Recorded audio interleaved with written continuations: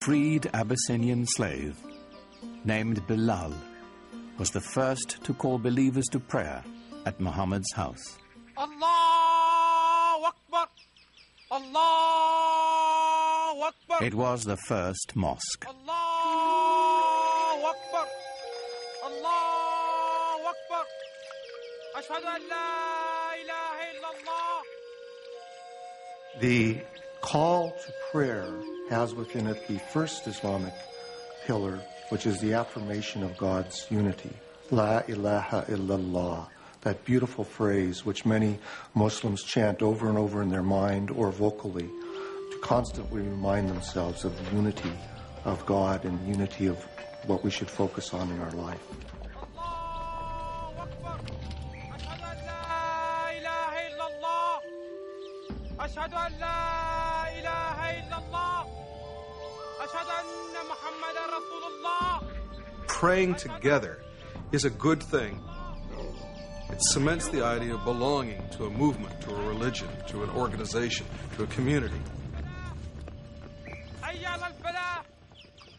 The result is something very, very powerful, even to watch, even for a non-believer or someone from another religion. We carry out physical gestures of prayer in worship that unify our body and our mind and our soul, all at the same moment of bowing and touching our head to the ground toward that exact center.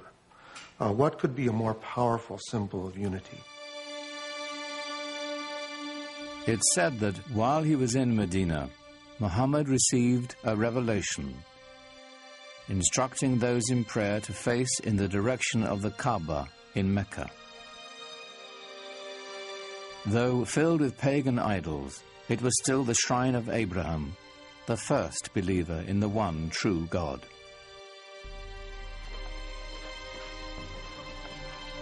But even as the Muslims were praying toward Mecca, their enemies there were rallying in force. Their goal, to wipe out the Muslims.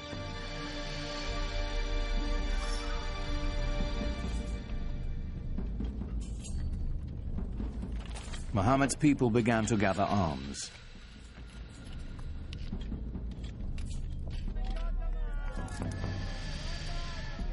Though the Muslims prepared as best they could, they were outnumbered and outmatched. They mustered a force of only 313, mostly old men and boys, with few weapons. While the approaching Meccans were heavily armed and 1,000 strong.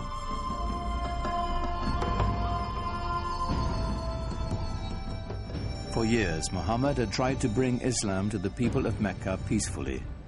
Now it was time to fight.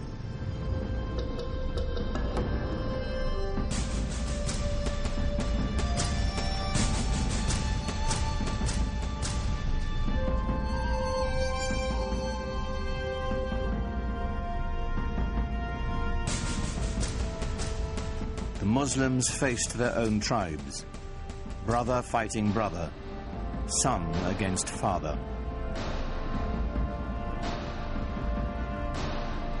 Yet they came armed with a powerful weapon, a passionate belief in their faith.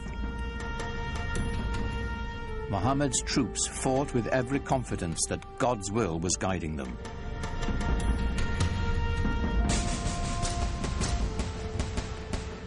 They fought 3 very, very bloody battles. At one point, the entire young Muslim community was right on the edge of annihilation.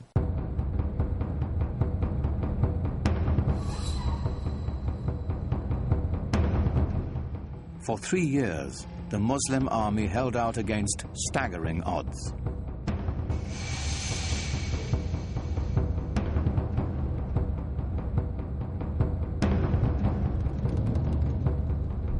As word of the fighting spread, other Bedouin tribes saw God's hand in Muhammad's victories.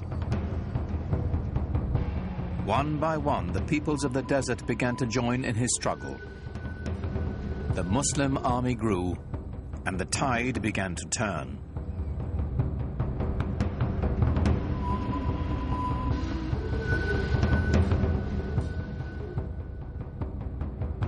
the Muslim forces advanced to the outskirts of Mecca.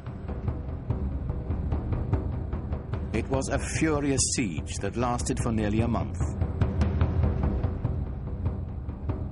Until, finally, the city fell to Muhammad.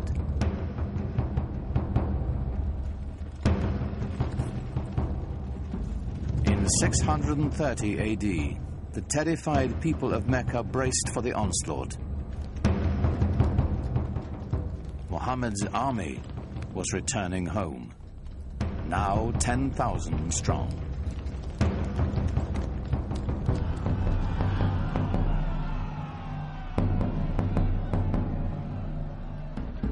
The vanquished knew the terrible fate that awaited them.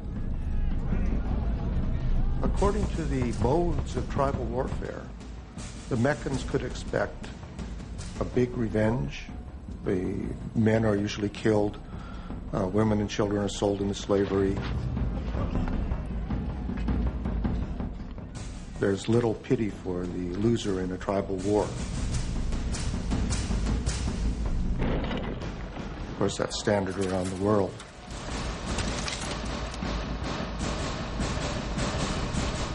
But Muhammad had a surprise in store for the fallen city. When Muhammad came into Mecca, and not only did not carry out a bloody revenge, but actually embraced the very Meccans who had fought him for 3 years and attempted to annihilate him, it was very shocking to the people in his milieu. So within the very founding of a religion, one finds episodes of great generosity, often extraordinary acts of kindness and mercy. But not all of Mecca escaped Muhammad's wrath. Flush with victory, his troops marched straight to the Kaaba. 7 times they circled the shrine, as those who had come to seek its protection appealed to their idols.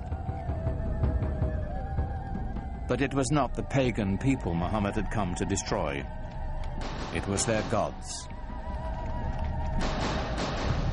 He raised his staff, and the tribal gods of his ancestors smashed into dust. When Muhammad entered Mecca and entered the shrine and destroyed the idols in the shrine, this is of great cultural and symbolic importance in Islam. By breaking the idols, he was breaking apart the tribal system in which each tribe really had its own independent deity. This was shocking to the Bedouin. This was saying the gods of our fathers are being destroyed. In some sense, you're saying that our fathers themselves were deluded. How can you say this in a tradition in which relationships to one's father and tribe were primary? So this act of iconoclasm then is seen as an act of prophetic violence that has just as much importance in Islamic tradition as Moses' breaking of the tablets when he saw the idolatry at Mount Sinai, or Jesus' casting the money sellers out of the temple.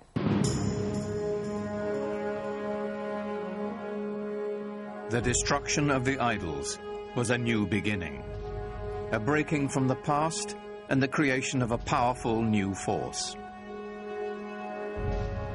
Mecca was just the beginning. One after another, the tribes of a nation were summoned to the fold and united under the banner of Islam. A worldwide community of faith was begun, born in an extraordinary alignment of history, personality, and conviction. What Muhammad did was to bring a sense of solidarity, a sense of mission, and he united all these separate segments within the peninsula. From then on, moved eastward, westward, northward, southward.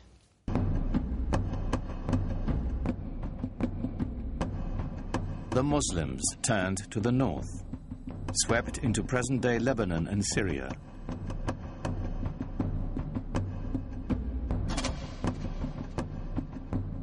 They continued west into Egypt and quickly across North Africa, fortifying the coastline of the Mediterranean. Only the seas stopped them. Its growth was so explosive from 622, the year one of the Islamic calendar. Within 50 years, people whose father had been camel herders were now governing one of the major empires in world history. Within 200 years, it extended from Spain to China. The Muslims absorbed the Sasanian Empire.